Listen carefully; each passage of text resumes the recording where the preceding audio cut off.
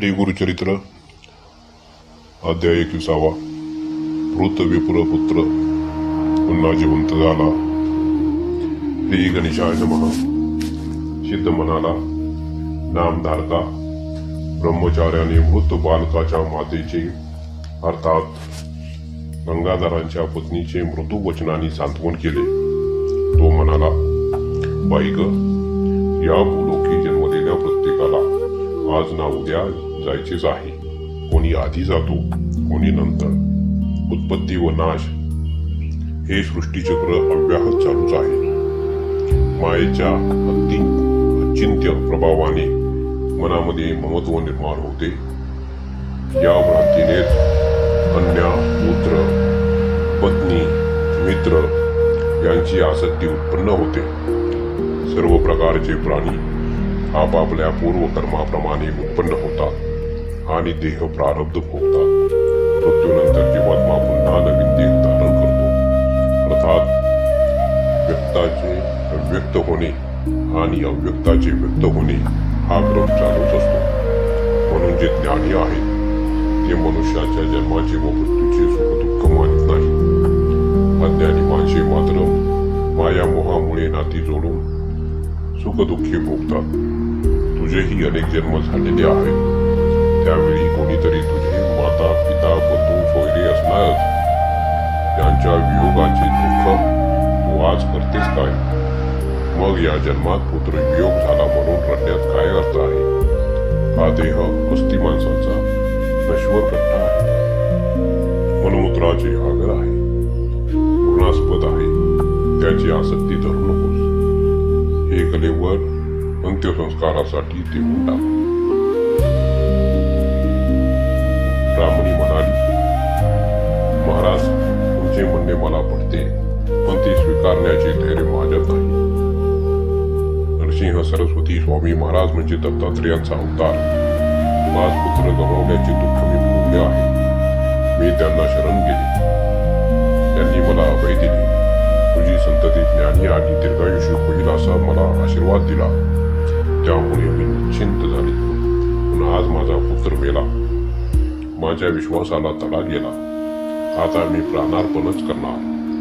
ब्राह्मणीचा निश्चय अटळ होता. त्या मातेची मनोवस्था जाणून ब्रह्मचारी म्हणाला, श्री गुरूंच्या आशीर्वादानुसार तुझा पुत्र पूर्णायुष्य झाला नाही याची तुला दुःख वाटणे साहजिक आहे. तो विश्वास ठेवू देऊ नकोस. पुत्राची गरीवर निघून घेऊन औदुंबन क्षेत्री जा. त्याच्या बाबतीत जे योग्य आहे ते श्री गुरु करतीलच.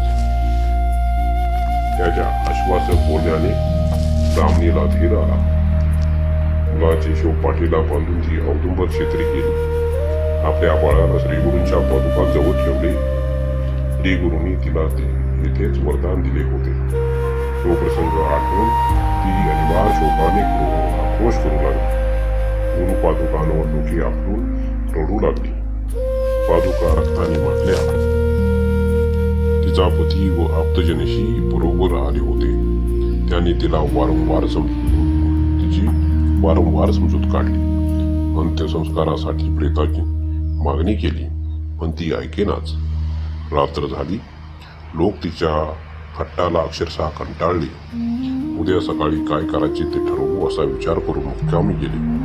ब्राह्मण व ब्राह्मणी कलेवरचे रक्षण करीत तेथे शोक करीत बसून राहिले. तिसऱ्या प्रहरी ब्राह्मणीला ग्लानीने हे काळ झोप लागली. तेव्हा तिला एक स्वप्न पडले. तिला स्वप्नामध्ये जटा, भस्म, रुद्राक्ष धारण केलेला, व्याघ्रचर्म पांघरलेला, त्रिशूलधारी असा एक दिव्य शिवयोगी दिसला. तो तिला म्हणाला, मुली, तू मला व्यर्थ दोष देत आहेस. तुझ्या मुलाला काय झाले आहे? थांब, मी त्याला जिवंत करतो. मग त्याने जोडीतील भस्म मुलांच्या सर्वांगास लावली. त्याच्या मुखात प्राणवायूचा संचार झाला आणि हा पहा, मी तुझा पुत्र जिवंत केला आहे असे म्हणून तो क्षणार्धात अदृश्य झाला. ब्राह्मणी खडबडून जागी झाली. तिने प्रेताकडे पाहिले तर काय आश्चर्य! तो मुलगा हळूहळू उठून बसला. धावत आईपाशी आला आणि म्हणाला, मला भूक लागली आहे, दूध दे ना. ब्राह्मणीचा व तिच्या पतीच्या डोळ्यांवर विश्वास बसेना. त्यांनी त्याला छातीशी कवटाळून अश्रूंनी न्हाऊ घातले. त्या सुखाचे काय वर्णन करावे. ब्राह्मणीने मुलाला यथेच्छम स्नानपान केले. श्री गुरुबद्दलच्या कृतज्ञ भावाने तिचे अंतकरण भरून आले होते. त्या दोघांनी औदुंबराला प्रदक्षिणा घातली. श्री गुरूंची अपार स्तुती केली. मग गंगेत स्नान केले. रक्ताळलेल्या पादुका स्वच्छ धुतल्या. त्यांची पूजा केली. दीप लावला. औदुंबराला पाणी घालून ते दाम्पत्य भावभक्तीने गुरुवचन करू लागले. सकाळी त्यांची आप्त मंडळी प्रेतावर संस्कार करण्यासाठी तेथे आली. गंगाधराचा पुत्र जिवंत झालेला पाहून सर्वांना मोठे आश्चर्य वाटले. त्यांनी श्री गुरूंचा उत्स्फूर्त जयकार केला. सिद्ध मनाला नामधारका असा आहे औदुंबर गुरुस्थानाचा महिमा. येथे औदुंबराला पाणी घालणे, प्रदक्षिणा घालणे, पादुका पूजन, ग्रंथ वचन, ब्राह्मण संत दर्पण, होम हवन, दान धर्म, जप या गोष्टी श्री गुरूंच्या प्रित्यर्थ केल्याने त्यांची प्रसन्नता लाभून भाविकांचे मनोरथ पूर्ण होतात. औदुंबर हे त्रिभुवन कीर्तीचे गुरुपीठ आहे. या अत्यंत पवित्र स्थानी उपासना केल्याने भाविकांचे कल्याण होते.